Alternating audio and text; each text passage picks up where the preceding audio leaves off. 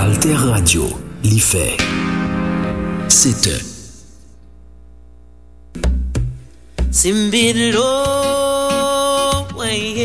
Bonjour, ici Malou Boboir sur Alter Radio.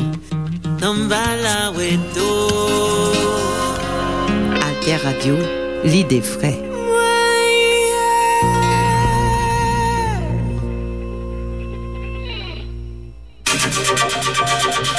La plateforme Alter Press, Alter Radio, leader de l'information utile et de la diffusion des idées en Haïti. Alter Press depuis 2001, pionnière de l'information en ligne. Alter Radio depuis 2015, pionnière de l'information web radio en ligne. Alterpress.org, alterradio.org. Sur les ondes 106.1 FM à Port-au-Prince. La plateforme Alter Press, Alter Radio pour l'émergence d'une population bien informée. Bien informée. La plateforme Alter Press, Alter Radio, leader de l'information utile et de la diffusion des idées en Haïti.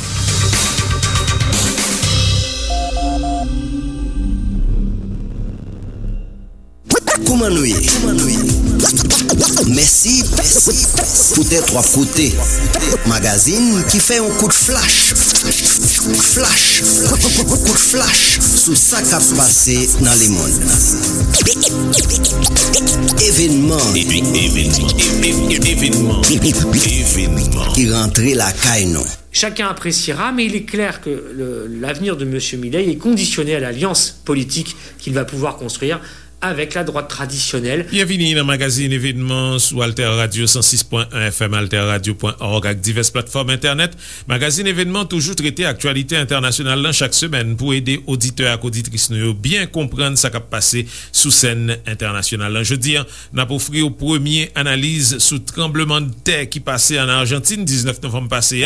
On a parlé sous élection dans deuxième tour, candidat extrême droite Javier Milei qui remportait élection présidentielle. Candidat ultra-libéral Javier Milei, autrement dit d'extrême droite, yo élu le président de la République avec 56% des voix. Moun qui était en face li, c'est péroniste Sergio Massa qui c'est ministre économie dans le gouvernement qu'il a. Monsieur a une tendance la gauche et li reconnaît des faits li fait 44% dans vote yo. Nous pourrons chercher comprendre pour qui ça, c'est à résultat ça, élection fini dans un plus gros pays, Amérique du Sud, qui vive une crise économique terrible. N'a regardé tout, conséquences élection ça capable gagner sous avenir diplomatique Argentine et puis positionnement sous scène internationale.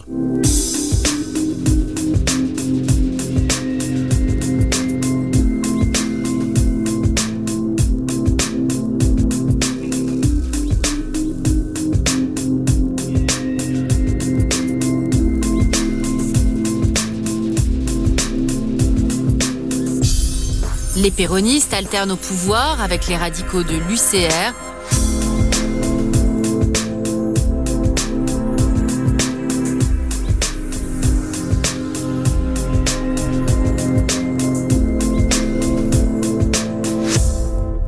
Avant nous entrer dans l'analyse conjoncture politique argentin dans le moment dernier élection présidentielle qui virait pays ça sous extrême droite kounien, eh bien, n'a proposé faire un petit voyage en Argentine pour comprendre le contexte général, géographique et histoire pays ça. Yo présenté Argentine comme un pays qui chargé aux ressources, mais qui pas arrivé produit toute richesse, l'état capable besoin, l'état capable produit. C'est une société côté agriculture t'es censé prendre une gros place qui gagne une histoire politique spéciale et puis qui développait un rapport serré avec l'Europe à cause histoire dans question migration. C'est une société mi-haut mi-bas côté corruption à plaïté, une société qui manquait ambition pour le jouer un rôle important dans le monde d'après quelques spécialistes. Dans niveau géographique, pays Argentine qui mesurait 2 791 810 km², chita en Amérique du Sud, Jean Oudou l'a fait environ 100 fois Haïti. C'est un territoire qui gagne en pile diversité, grand plaine, gros monde, diverses qualités climat, de l'eau, zone humide ak zone sec.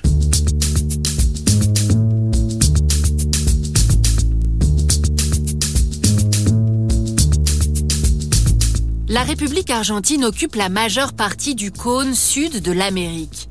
C'est le deuxième pays de l'Amérique du Sud par sa superficie, après le Brésil qui lui est frontalier au nord-est. Étendue depuis le tropique du Capricorne jusqu'à la Terre de Feu sur 3600 km, l'Argentine a ses autres frontières avec l'Uruguay à l'est, le Paraguay et la Bolivie au nord et le Chili à l'ouest. Malgré sa taille, presque 6 fois la France, l'Argentine a une population de seulement 45 millions d'habitants en 2020.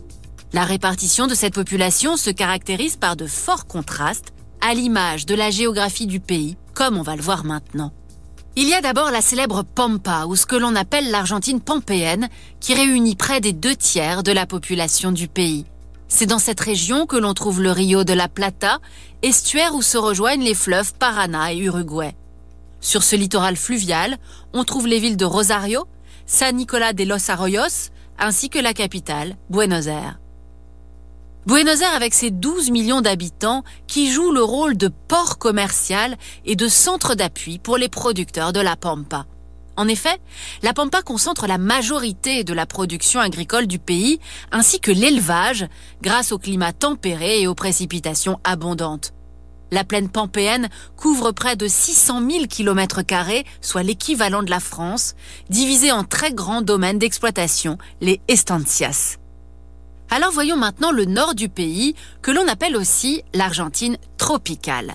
Nettement moins développée que la région pampéenne, elle regroupe les provinces que l'on voit apparaître avec une population de plus de 7,5 millions d'habitants.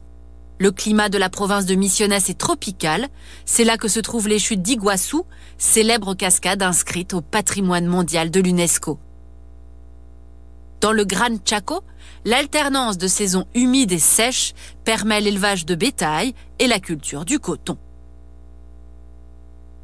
Autre caractéristique géographique emblématique de l'Argentine, la cordillère des Andes à l'ouest du pays, qui culmine au mont Aconcagua à 6959 mètres, l'un des plus hauts sommets du monde. Au pied des Andes arides, les villes coloniales de Mendoza et de San Juan sont irriguées par les cours d'eau descendant des montagnes qui permettent la viticulture et l'agriculture. Enfin, au sud du pays, autre paysage célèbre, la Patagonie. C'est un territoire de près de 800 000 km² qui ne compte qu'un peu plus de 2 millions d'habitants. La Patagonie se caractérise avant tout par de grandes étendues vides et peu hospitalières. La Patagonie est pourvoyeuse d'énergie pour le reste du pays, avec les gisements de gaz et de pétrole de Neuquén et du golfe de San Jorge et l'équipement hydroélectrique du rio Neuquén. Elle reste une région fragile, du point de vue tant environnemental que social. Argentine, c'est pays agriculture, c'est pays bœuf et c'est pays blé tout. Avec un troupeau de 54 millions de bovins pour 45 millions d'habitants, rappelons-le, l'Argentine, c'est d'abord le pays de la vache. L'élevage, qui se fait encore beaucoup en prairie, donne des viandes de très grande qualité, mais difficiles à exporter du fait des quotas ou parce que la fièvre afteuse n'a pas été éradiquée. Du coup, c'est la Chine, moins regardante, qui achète les 3/4 de la viande destinée à l'exportation. La production de blé représente environ 20 millions de tonnes par an. Et dans les années 1990, l'agriculture connaît un renouveau avec la fantastique expansion du soja, à destination notamment de l'Europe pour nourrir le bétail, et dont la plus grande part est aujourd'hui destinée, là encore, au marché chinois. Toutefois, l'usage massif du Roundup, les variétés transgéniques, les aspersions aériennes et la course au gigantisme nourrissent de fortes critiques. Argentine, c'est un territoire côté yo éliminé en pile population locale indigène, c'est tragique, et puis côté qui gagnait gros vague immigration population européenne dans commencement siècle passé. Une géographie contrastée, de grandes propriétés agricoles et une élite commerçante. C'est cette élite, originellement basée à Buenos Aires, qui a voulu et porté l'indépendance vis-à-vis de la royauté espagnole en 1810. Tout au long du 19e siècle, ces élites commerçantes s'attachent à maintenir l'unité du territoire, malgré les tentations séparatistes des caudillos, les chefs locaux liés aux grands propriétaires terriens. Entre 1850 et 1860, ces conflits s'apaisent avec la mise en place de la Constitution, toujours en vigueur dans ses grandes lignes, après une refonte en 1994. Rédigée sur le modèle de celle des États-Unis, elle combine présidentialisme et fédéralisme. Avec ce qu'on a appelé la campagne du désert, le territoire s'agrandit vers le sud en Patagonie. Puis vient la conquête du nord. Dans les deux cas, les populations amérindiennes sont balayées et les terres ouvertes à la colonisation agraire. De 1880 à 1916, l'oligarchie des propriétaires fonciers et des commerçants accapare la vie politique. L'Argentine est aussi un véritable Eldorado qui, entre 1870 et 1930, accueille 6 millions d'immigrants venus d'Italie et d'Espagne. Cette immigration, combinée à l'élimination des populations amérindiennes, fait que l'on dit aujourd'hui de l'Argentine qu'elle est le plus européen des pays sud-américains. Sous histoire politique en Argentine, eh bien, dans l'époque contemporaine, gagnait un courant politique qui relève péronisme, c'est non un général Juan Perón, qui marquait pays ça en pile et depuis longtemps. Argentine, c'est une histoire dictature féroce tout. L'Argentine a inventé un mouvement politique, le péronisme, du nom du général Juan Domingo Perón et de sa célèbre épouse Eva Perón, surnommée Evita. Lui fut président de la République de 1946 à 1955, puis en 1973-74. Mélange d'avancées sociales, de nationalisme et de populisme avec la mise en place d'un État-providence interventionniste, le péronisme tisse un réseau social serré unique dans cet immense pays, en s'appuyant sur les syndicats, les clubs et les associations de quartier. Entre les présidences de Perón, des juntes militaires se succèdent soutenues par les élites traditionnelles. De 1976 à 1983 notamment, la plus dure de ces dictatures, dirigée entre autres par le général Videla, est responsable de la mort ou de la disparition de 30 000 personnes. Depuis les années 1980, les héritiers de Perón au sein du parti justicialiste sont nombreux, mais ils représentent des tendances très différentes, voire opposées, de la très néolibérale présidence de Carlos Menem aux plus interventionnistes, telles celles de Nestor puis de Cristina Kirchner de 2003 à 2015. Les péronistes alternent au pouvoir avec les radicaux de l'UCR et plus récemment avec une coalition de droite libérale sous la présidence de Mauricio Macri. Point commun à ces dirigeants de tous bords, la corruption, qui crée une perte de confiance du peuple vis-à-vis de ses élus. Faut que nous parlions sous crise économique qui frappait Argentine tout, crise qui commençait frapper pays fort l'en commencement année 2000. Des crises qui viennent entre autres de ce qui fait la force du pays, on l'a vu, la domination de l'agriculture. En effet, elle rend le pays trop dépendant aux fluctuations des cours mondiaux. En parallèle, les dirigeants successifs ont insuffisamment diversifié l'économie.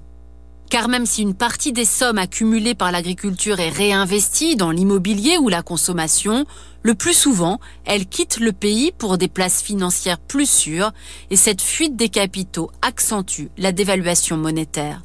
L'Argentine qui n'a pas su par ailleurs conduire de politique étrangère stratégique.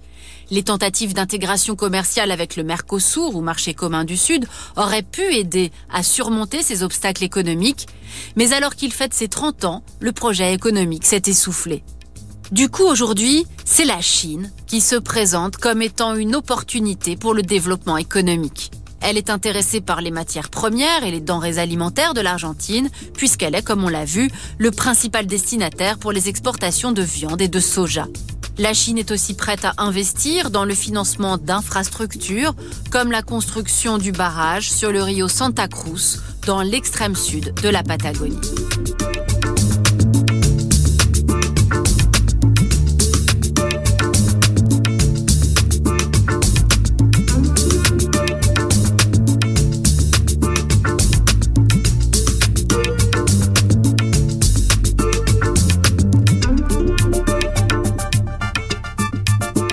Kon sa nou fè yon koutje sou geografi, histwa ak ekonomi peyi Argentine. Kap menen nou kounye nan analize sa kap pase nan eleksyon 19 novem pase yo. Nan praple, kandida ekstrem doat Javier Milei vini prezident peyi Argentine avek 56% nan voyo. Et moun ki te en face li, Sergio Massa, ki gen tendance la gauche, c'est un péronistou, actuel ministre économie, li même li fait 44% nan voyo. Et à partir 19 novembre ki passe a, gen plusieurs questions qu'a posé. Comment pou comprendre victoire ça que Milei rive fait? Milei remporté présidentiel là, mais li pa gagné majorité nan parlement. Comment li pral fait pour le gouverner? Et qui conséquence victoire là capable de gagner sous position Argentine sous scène internationale? C'est Christophe Ventura que nous habitués tendez, c'est directeur recherche dans IRIS, Institut Relations Internationales Stratégiques, et puis responsable programme Amérique Latine dans même institution ça, Amérique Latine et Caraïbes.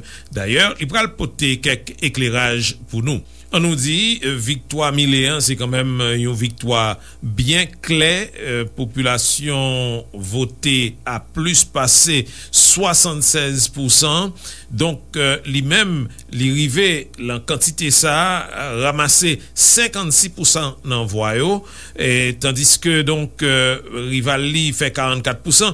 Et quantité vote que Milei ramassé, en réalité, c'est 14,5 millions argentins qui votaient pour lui, tandis que c'est 11,5 millions qui votaient pour Rivali. Et monsieur Rivé remporté élection dans 21 provinces sous 24. C'est une victoire sans appel. Alors, qui s'est passé? Qui est-ce qui votait exactement? Et qui objectif que yote gagné leur voté Milei?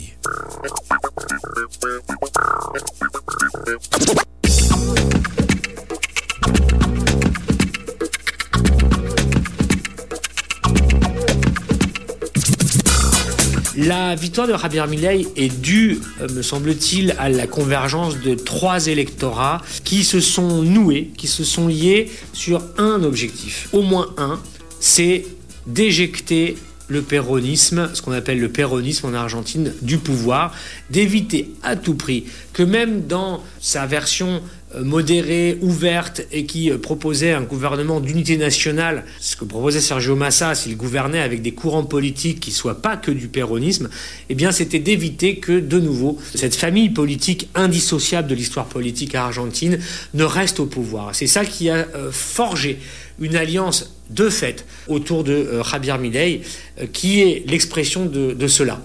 En nous souligner, ça fait environ 40 ans depuis Argentine où on commençait à faire élection après dictature militaire qui tape donné dans le pays. Dans le moment élection, ça c'était une crise terrible qui a continué d'ailleurs avec la vie chère arrivée juste dans 143%. Ça veut dire doublé depuis le président la gauche Alberto Fernandez qui l'a arrivé sous pouvoir. Population montré les fatigués vivent mal pendant insécurité a galopé en Argentine. Yon pati moun nan population dit yon fatigué avec belle promesse politicien qui donc c'est yon vote rejet. On a regardé composition vote qui fait en faveur Milei, qui secteur qui représenté dans vote là en faveur extrême droite en Argentine. Eh bien, on a dit ti classe moyenne, parti la droite traditionnelle et puis yon frange dans droite modérée. L'électorat que j'appellerais le primo-électorat de M. Javier Milei, c'est 30% qu'il représente et qui ont voté pour lui au premier tour. et dont on trouve, les profils à la fois dans un électorat qui a voté Milei par anti-politique, anti-système, comme un vote de défiance, de rejet des partis politiques, des gouvernements, de la politique traditionnelle en Argentine. Et on trouve cet électorat en particulier, pas seulement, mais en particulier au sein de la jeunesse. Monsieur Milei a aggloméré autour de lui un électorat jeune, de gens qui ont 25, 30 ans, qui souvent n'ont connu que l'alternance entre un péronisme long d'une vingtaine d'années associé à Nestor et Cristina Kirchner, et Mauricio Macri qui a gouverné 4 ans entre 2015 et 2019. Donc c'est le rejet de tout ça que M. Milei a réussi à agglomérer autour de lui.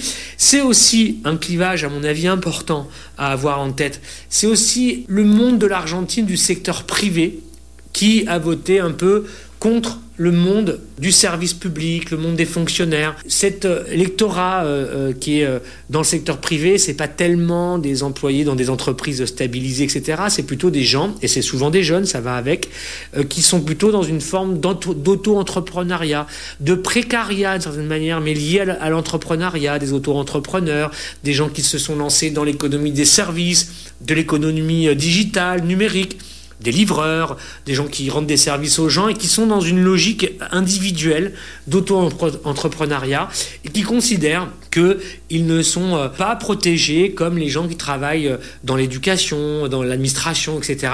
Et c'est un électorat qu'on a vu surgir au moment du Covid en Argentine et qui considérait être beaucoup moins protégé que les gens qui étaient dans le secteur public. Cet électorat-là, c'est le primo-électorat de M. Milei. Mais ça ne suffisait pas pour gagner l'élection.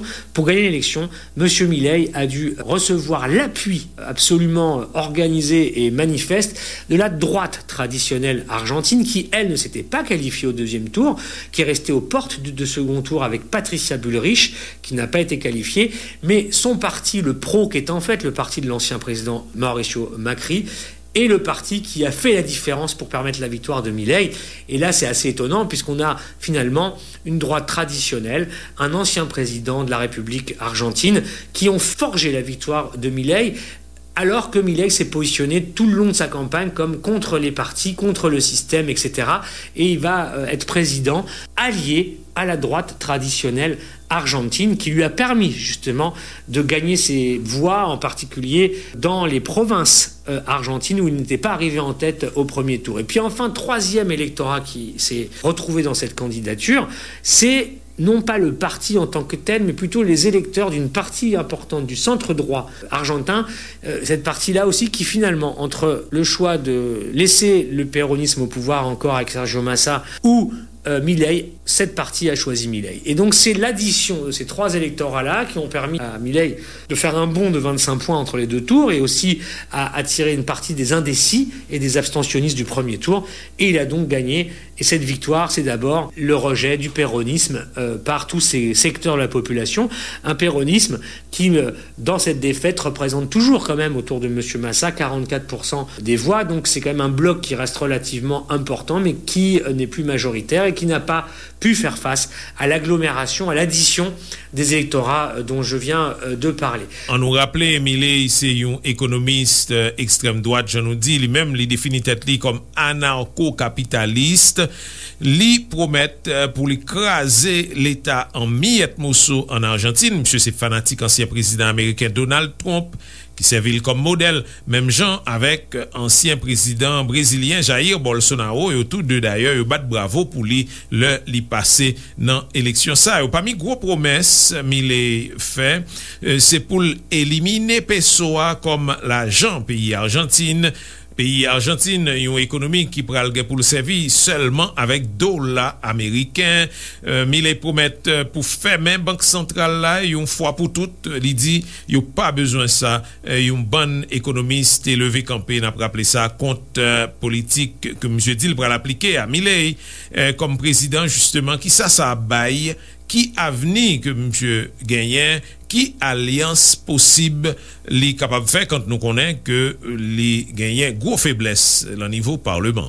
Il y a eu le Milei de la campagne électorale, la conquête du pouvoir, puis il va y avoir le Milei président, il commencera sa présidence le 10 décembre 2023, et en fait, M. Milei va être président de l'Argentine avec une force, un mouvement qui est le sien, qui ne lui permet pas de gouverner, d'avoir de grandes marges de manœuvre, puisque précisément, M. Milei n'a aucune majorité naturelle au Congrès argentin, puisqu'au Congrès argentin, c'est les péronistes défaits à la présidentielle qui dominent la scène à la Chambre des députés, mais aussi au Sénat, qui représente les groupes les plus importants.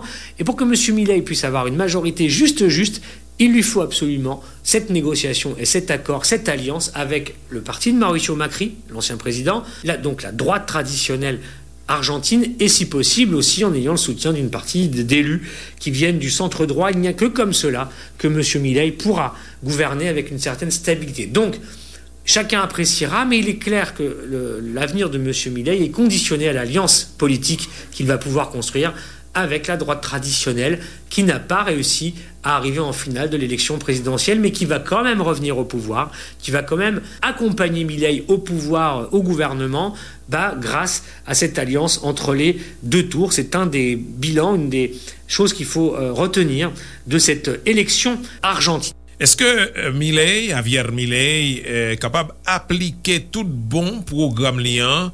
Comment il est capable de placer au niveau la scène internationale? Il est clair que ça dépendra du niveau d'alliance et jusqu'où veulent bien le suivre, en fait, aussi, ces alliés de la droite traditionnelle.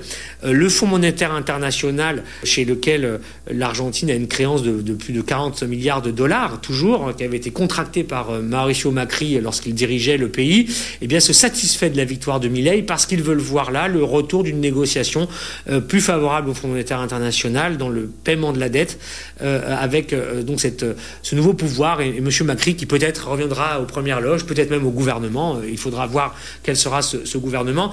Est-ce que donc Milei va pouvoir avoir les coups des franges pour à la fois appliquer sa politique de la tronçonneuse qui vise, je le rappelle, à baisser les ressources et les investissements de l'État, la dépense publique de 15 points du PIB argentin, de fermer une série de ministères régaliens qui consistent à fermer aussi la banque centrale, à dollariser l'économie, etc., etc. En fait, on verra bien, puisque M. Milei va devoir, aujourd'hui, tout président qu'il est, trouver des points d'accord avec ceux qui l'ont élu et qui lui ont permis de l'être et qui ne sont pas sur ses positions. Après victoire Milei là en Argentine 19 novembre et puis en vent le prend Mayette là en décembre Cap-Vin là, deux moments pour nous surveiller d'après ça nous avons observé. C'est d'abord formation gouvernement qui est censé en préparation kounien et puis attitude argentine par rapport à BRICS. BRICS, c'est groupe pays qui prend tête ça le sud global là, qui gagne la donne Brésil, Russie, Inde, Chine avec Afrique du Sud. Argentine t'est inscrit pour le minimum dans groupe ça, donc qui pral passer. Est-ce que dans ce gouvernement, les ministères régaliens seront là ou seront pas là? Et qui les dirigera? Qui va avoir les ministères? Aujourd'hui, M. Milei semble indiquer qu'il va faire entrer ceux qui lui ont permis d'être élus, puisque un certain nombre de figures de la vie politique argentine de droite sont déjà nommées pour certains ministères, certaines grandes administrations, et c'est ça le mouvement qui est impulsé là depuis son élection. Ça, ce sera le premier test. Le deuxième test, c'est que l'Argentine doit rejoindre les BRICS à partir du 1er janvier 2024. C'est ce qui a été décidé au sommet des BRICS de fin août 2023. Monsieur Milei avait annoncé que l'Argentine renoncerait à cette intégration dans les BRICS, tout comme l'Argentine refuserait de nouer de nouveaux partenariats ou de lier une diplomatie active et l'alliance avec les Chinois, mais aussi avec le Brésil, son voisin, pour ne laisser que le commerce et les acteurs privés faire leur travail et leurs activités, mais qu'il n'y aurait pas de politique commune ou d'alliance diplomatique avec la Chine et les Brésiliens. Ce sera le deuxième test. On verra assez rapidement, finalement, avant la fin de l'année 2023.